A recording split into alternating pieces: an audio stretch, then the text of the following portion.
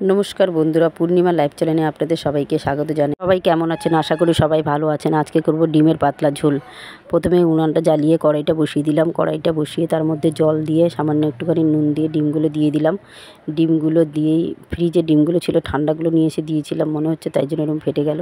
তার মধ্যে দিয়ে দিলাম আলু। আলুটা আর ডিমটা সেদ্ধ হতে থাক। সেদ্ধ হয়ে গেছে, আমার ছাড়ানো হয়ে গেছে। এখন আমি কড়াইটা বসিয়ে আবার ওই কড়াইয়ের মধ্যে তেলটা দিয়ে দেবো, দিয়ে ডিমগুলো ভেজে নেব।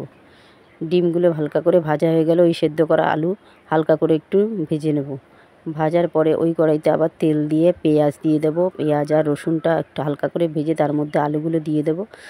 আলুগুলো হালকা ভাজা হলেই তার মধ্যে দিয়ে দেবো হলুদ, লঙ্কা দিয়ে একটু কষাতে থাকবো। সামান্য কষানোর পর দিয়ে দেবো আদা আর ডিমটা দিয়ে ভালো মতো কষাতে থাকবো। আদাটা লাস্টে দিলে গন্ধটা খুব ভালো আসে। তার মধ্যে কষানো আমার হয়ে গেছে। এর মধ্যে আমি জল ঢেলে দেবো। জলটা ফুটতে থাকবে, সব কিছুই সেদ্ধ আছে।